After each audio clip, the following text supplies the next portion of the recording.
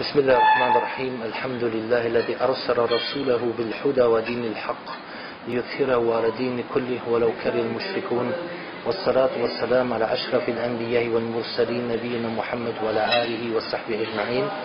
Meine Geschwister im Islam, wir haben heute eine große Freude, weil wir sitzen in Doha, in Qatar, mit dem Sheikh Dr. Bilal und ich muss sagen, von meiner Seite aus ist es echt eine riesengroße Freude, mit dem Sheikh Dr. Bilal heute hier zu sitzen, weil er ist jemand, der in meiner ersten Zeit, wie ich zum Islam gekommen bin, mich auch sehr beeinflusst hat, weil er eine sehr überzeugende Art hat zu reden und auch sehr viel gelernt hat. Er ist einer der wenigen Leute, die aus dem Westen, denn er hat kanadische Staatsbürgerschaft, der kommt ursprünglich aus Jamaika.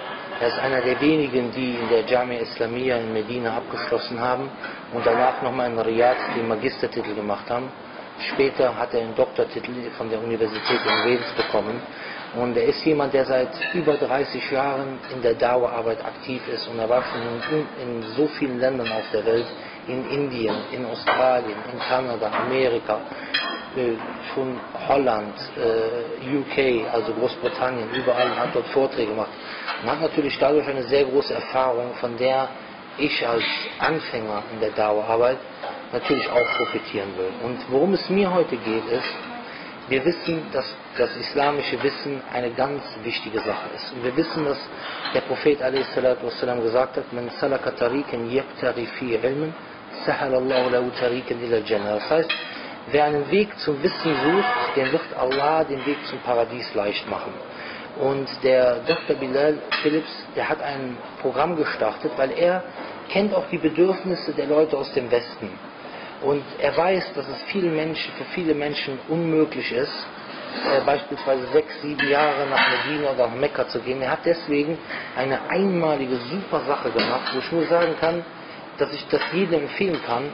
Das ist die Islamic Online University. Und wir haben diese Seite, also www.islamiconlineuniversity.com. Wir haben das auch jetzt auf unserer Seite. Und wir wollen, dass ihr daran teilnehmt. Wir wollten den Sheikh Dr. Bilal Phillips zu diesem Projekt fragen. Das heißt, ich wollte mit ihm dann dieses Interview auf Englisch machen, damit er genau erklären kann, was es mit dem Kurs auf sich hat. Dr. Bilal, Assalamu alaikum. Alaikum salam wa rahmatullah.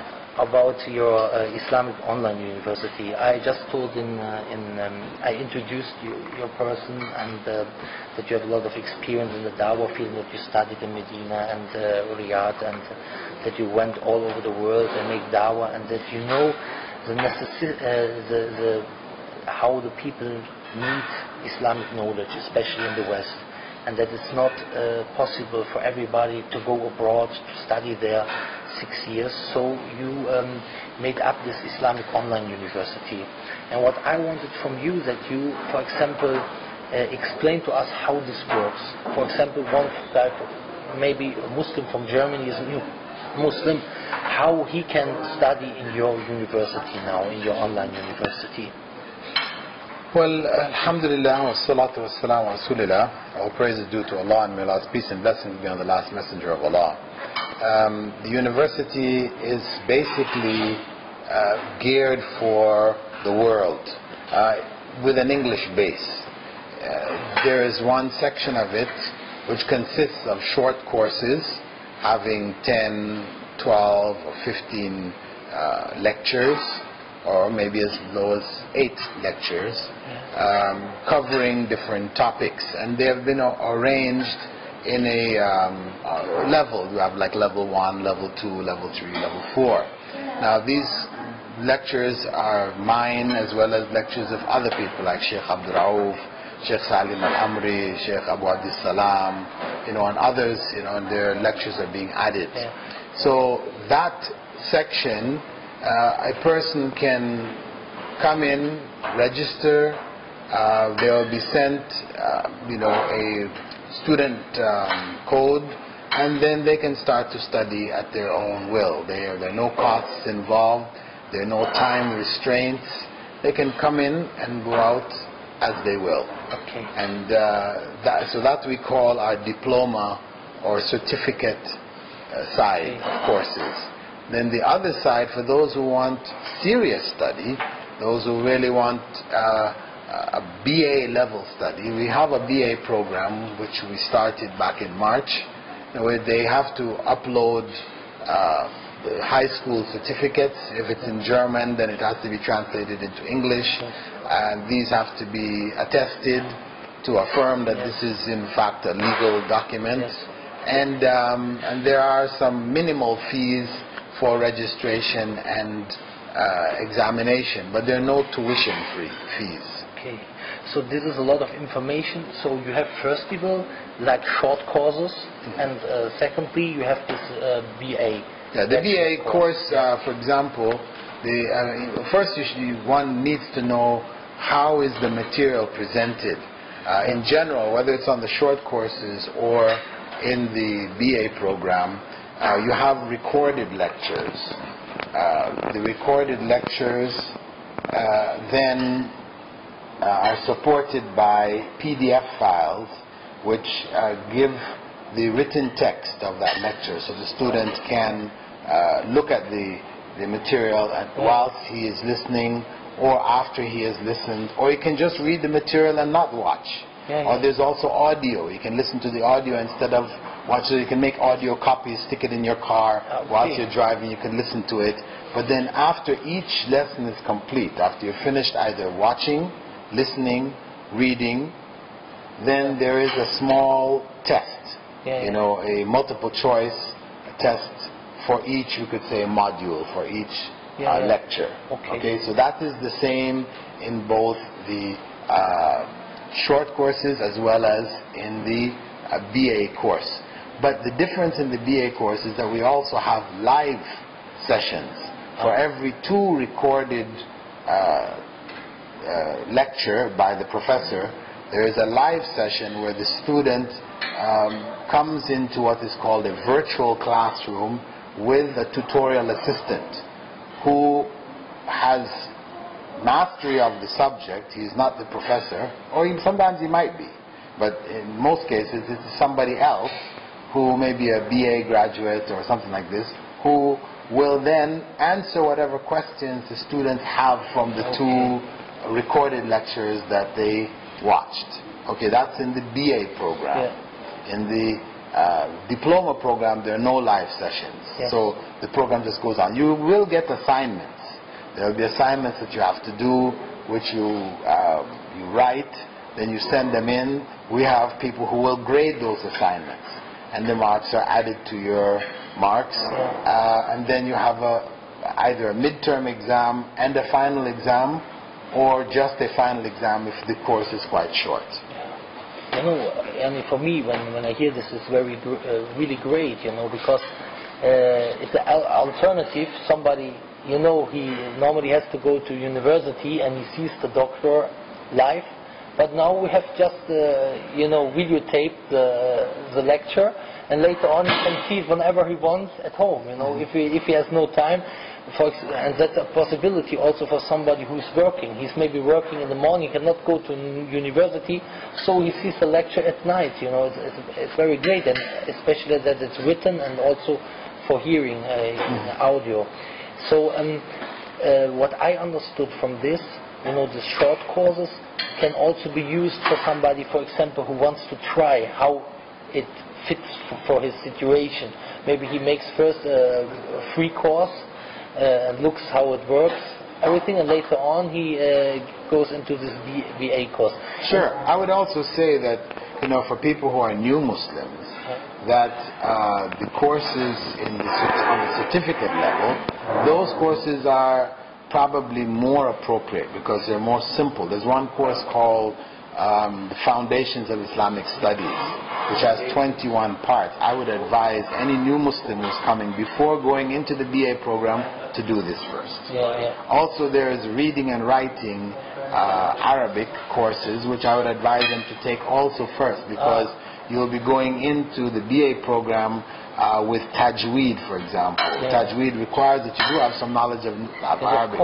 So my advice would be that for those who want to take it, they may go ahead and register, but before actually going into the BA courses, do from the certificate the Foundations of Islamic Studies, which will give them an overview of all of the basic areas of Islamic disciplines, Islamic sciences, and also do the Arabic course that is there for reading and writing. I also saw there's a short course for Tahara, purification, and for prayer, and especially this is very important for new Muslims. For new Muslims, yeah. So I would say in general, most of the courses in the certificate level would be ideal for new Muslims to build up their foundation. Yeah, really. Now the BA course, how long does it take somebody to come out? 4 years. 4 years. Yeah. And he can also take a long term, for example. It can be longer if he takes less subjects, or it can be shorter. It could be down to as little as 3 years, because we have 6 to 7 subjects per semester. Yeah. If they take more, they take say 10 subjects per semester. When we have the full offering, right now we are, because we just started, so those who are joining us now have to take what's available. But once the course gets moving, we're going to the fall semester in September, then those who are joining in September, they could conceivably take courses which are from the first semester as well as courses from the second semester. So depending on the amount of time, really, it's really up to the amount of time that the person has that they can, give to the study. So it's very comfortable for somebody. He can study at home and he can choose what he takes. Almost, 6 subjects in a semester, for example. It's not too much. It's possible. And what kind to be honest, I mean, it seems to be. Yeah, you have to give it, a consistent amount of time. It is because every subject you figure, if you have 6 subjects and you have 2 classes a week, okay, so you have to, for one given subject, you've got 2 hours that you need to listen, right? And let's say give another 2 hours to read over that same material. At least, yes, of course. Okay, so that's 4 hours for one subject. Okay. Okay. And then you have the test also. So you're preparing yourself for the test. Well, even we just call it 4 hours. Yes. 4 hours times 6 subjects, that's 6 courses, 24 hours. Yeah, of course. Okay. I mean with comfortable, I don't mean, it's easy, but I mean, he can choose when he learns. For example, for somebody, he has to go to university now. At this time, you have to be available. It's maybe hard, but so he can choose whatever time he learns, of course. Yeah, but the bottom line is, we can say that if you have 7 days in a week, and you decide you're going to put in 6 days evenings studies, you have to think in terms of 4 hours each evening. Okay. So it's not a joke, right? No, I don't say it's a joke. What I mean though is that it is, what it is saying is that even though, say you might miss one night, you can put 2 hours a night and then make up the rest on the weekend, for your Saturday and Sunday, for example. But you'll need to be putting in some consistent amount of hours every day. Yes. It has to be tackled in a disciplined way. So you have to do it in a disciplined way. I mean, there's flexibility, meaning that you this can. This is what I mean. This is the word. There's flexibility there, but still, it can't be done when I feel like it. Otherwise, it's not going to work. The person will not be able to keep up with the requirements of the classes, or the assignments, or the midterm, and it's all going to pile up on them. You're not going to be able to. This is the exact term I wanted. Flexibility. For example, now, what kind of subjects do you have? I saw, for example, Aqidah, Mustalah, Hadith, and. It is. We're running basically what we would call the Usul al-Din, Da'wah and Usul al-Din course. We have all of the basic topics that are covered in Da'wah, all of the basic topics covered in Usul al-Din. Usul al-Din meaning you're going to have Aqidah, you'll have Fiqh, you'll have Hadith, you'll have Tafsir, you'll have Seerah, you'll have Arabic, grammar, And we also add courses which are, we could say, supplementary courses for anybody graduating to be effective in working in community, doing community work, etc., or teaching, etc. So we have courses in teaching methodology from an Islamic perspective, in administration, Islamic administration, in Islamic finance. We have courses also in studies of minorities, minority studies, Muslim minorities around the world. We have courses which deal with organizations. How do Islamic organizations function? Looking at those organizations, how to set up an Islamic organization. So, so we have a variety of supportive courses which should give the graduate the ability to either run an Islamic institution or to teach in an Islamic institution, to be a consultant to an Islamic institution, to be a translator, or to just use that in their own field. For example, maybe they're an engineer. Use that knowledge to guide them as an engineer how to apply their skills in a way which is most beneficial Islamically. To beneficial to the Muslim community, etc. So I see your aim is not only that the people learn for themselves, but that they also teach it afterwards, and that the Islamic community benefits from it.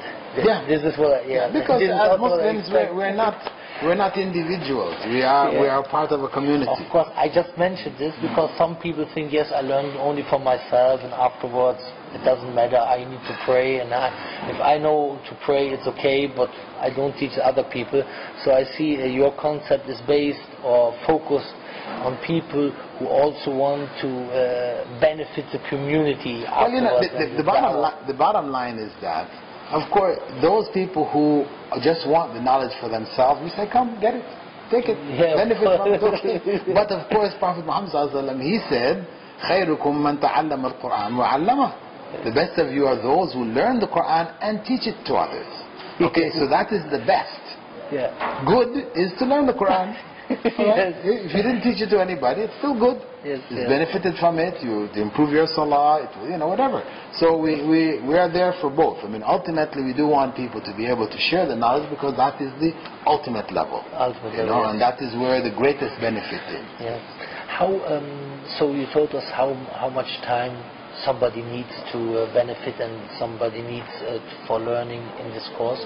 Now, if you compare, you studied in Medina and you studied in Riyadh, and you make this course up. So, if you now make a comparison between the studies, for example, in Medina, or somebody who graduates from Medina and somebody who graduates from your course, what are the disadvantages or what are the advantages, how would you compare it? Well, the bottom line is that Islamic knowledge is fundamentally in Arabic. Okay? So a person who studies Arabic formally, spends 2 to 3 years studying Arabic, then goes into a full course of study in Arabic medium. From the depth of knowledge in Arabic, he will have a greater access, no doubt. However, the essence of what is being studied is taught in our program. In the Islamic Online University, a person who studies it will study the essence of what is there. He will study enough and have enough knowledge to be able to teach others, to benefit others, benefit himself, etc. So the main studies will be there. And he will also be getting Arabic, which will enable him in the future to go further, in his studies in the Arabic medium. So, the point is that there are levels. The study in Medina and in Arabic institutions is going to be higher, no doubt. What we have is something which may have additional benefits in the sense that, we are getting some other skills because we have included those other subjects of Islamic finance and business administration and these other courses, which would then give the student, the graduating student, other skills and would strengthen him in the field of da'wah as well as in his Islamic knowledge. This is exactly what I wanted to say, because I looked at your program and it seemed to me from the beginning that you're very focused on the dawah work, that the one who graduates from this course, that he's able to give dawah to other people. Now, you said it is almost for 4 years. What I see also as an advantage, especially for people in the West, if they study, for example, in English, they can also teach in English. I mean, for example, in Germany, or maybe it's also in some English-speaking countries, there's most durus, most lectures are always in Arabic or in Turkish and so. And so I think for the non-Muslims, if somebody learns the religion in English, it's easier for him maybe to handle with non-Muslims, because he has all these terms, he has memorized them. For example, now you learned in Arabic. Of course, I don't say don't learn in Arabic, you know, I try also, but I just want to mention this because I see this as an advantage, because there are some terms in Arabic. For example, tawheed. How do we translate this if we don't talk to somebody? Or how do we translate mustalah? How do we translate this and that? So I think it's also advantage maybe for the people in this point. Yeah, I mean, considering that English is basically the international language, you know, which all people are learning all over the world. So for dawah purposes, definitely, you know, having the course in English is a definite advantage. Maybe, for example, in my case, I was thinking about this, and I said, you know, I said to myself, you know, if I study these courses, you know, I will also benefit from my English, you know, very much, because if we always hear the lectures and we always read, you know, we benefit because we learn new words, and so it's also very beneficial. You know, maybe you want to give some last words to the brothers and sisters in Germany, or? Well, alhamdulillah, you know, this is a great blessing from Allah that He has made His knowledge institution available so that it can reach into your homes. You've been relieved of the burden of having to travel, and, you know, as people of the past, to gain knowledge, they had to, you know, get out on journeys.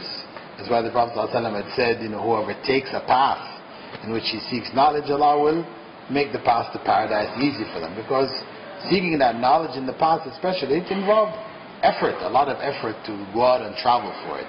But of course today, with this now available, we don't have to go out. But there still is effort. Because to gain this knowledge, even though it's now so readily accessible to us, one does have to set aside time. You know, one has to manage one's time effectively. If one is going to seriously seek this knowledge, then one has to organize a day. Organize the time in your day. What are the things you're doing in the day? And set aside a slot for a study. Because if you just leave it as, yeah, I will study every day, you know, this is my intention, you know, then things will come up. Our lives are busy. There's so many different distractions, etc. We'll not be able to do it. You know, we'll not be able to be consistent and to keep it going. So this is why, you know, I would advise you not only to commit yourself to come and study, but also commit yourself to sacrificing from your time for the sake of Allah to get this knowledge. Yes, I have another question. I forgot. This BA course, this bachelor's course, it's accredited? How is it? At the moment it is not accredited, but we are in negotiations with a university in southern Philippines, in the what they call the autonomous region of Muslim Mindanao, where they have accredited universities recognized by the Philippine government, and thus they're recognized internationally. One of the institutions there is currently in discussion with us to issue the degrees for us. So within a month or so, we will be able to announce that our degrees will be accredited. How many students are now studying in this Islamic online university? Those in the diploma course, it's over 26,000 from 177 different countries around the world. You know, those that have started the BA program in in March. Yes. We have about 250 who signed up for that semester. There were 2,000 who applied, but the process of registration, turning in your documents and everything, out of all of that, 250 completed the process and are currently studying. And we now but that's just great. 250, sure. When we started a program in Ajman in the UAE, when I started up a Department of Islamic Studies there, I mean, we started with 30 students. This is 250. Sure, it's a big number. Actually, and we've now opened up the doors again for registration for the fall, for the September fall semester. The registration is going on now. People can apply now. Okay, so the next semester begins in September. Yeah. So we'll have 2 intakes every year.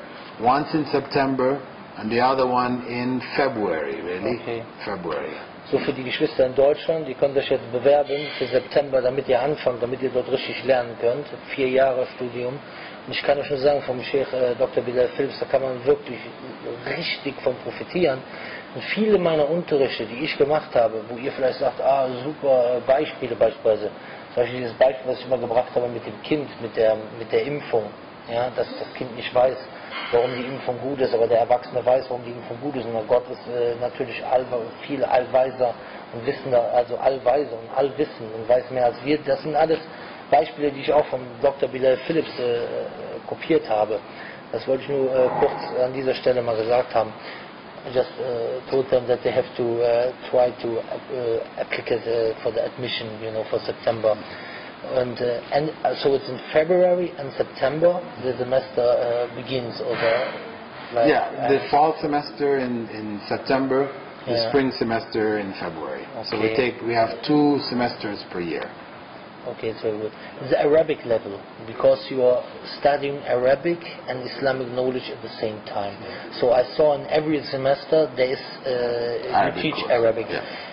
After 3 years, how do you expect the level in Arabic for the people who study this? Those who graduate, the 4-year course, they should have gotten enough to be able to read basic Arabic texts and to further their studies in Arabic. They will not, the spoken Arabic will not be as strong as if they had been in an institution in an Arabic country, But the Arabic is, to a large degree, depends on the effort that the individual puts in.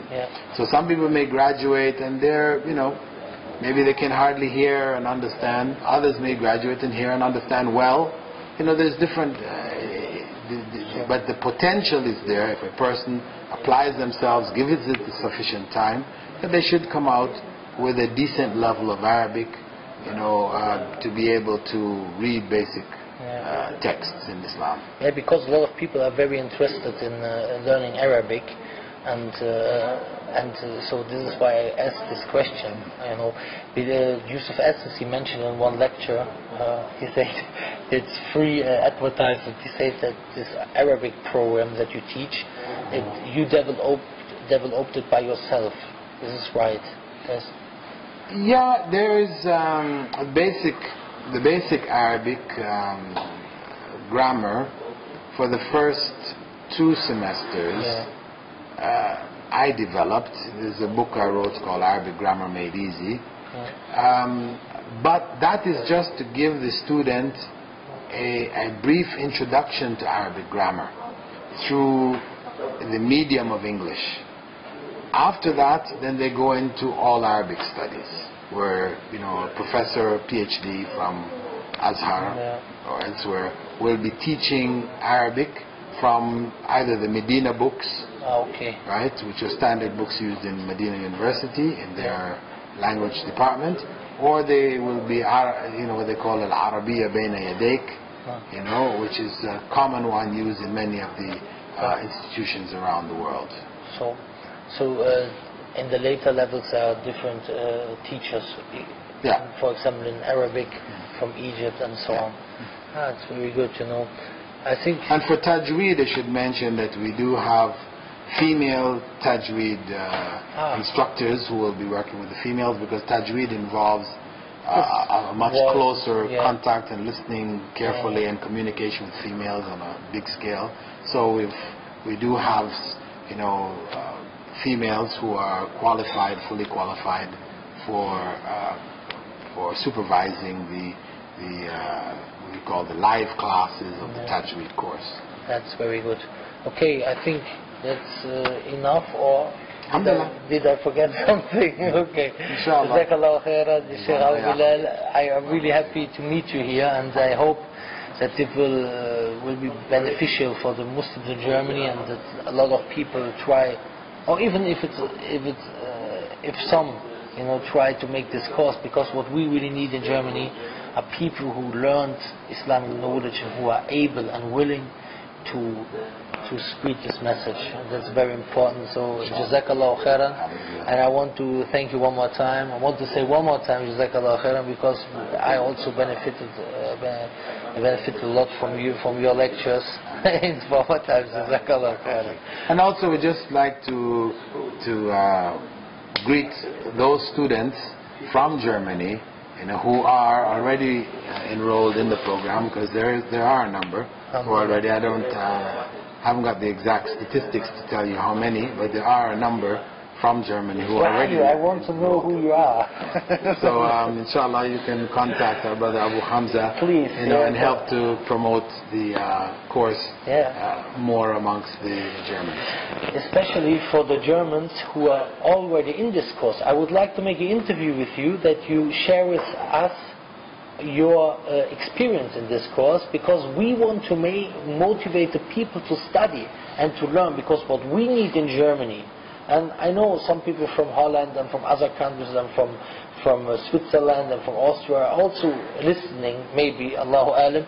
So I tell you, what we need in the West, we need people who learn the religion and who are willing to spread this message. So learn here. This is one of the best opportunities for you. Okay, one more time. Assalamu alaikum wa rahmatullahi wa barakatuh. Alhamdulillah.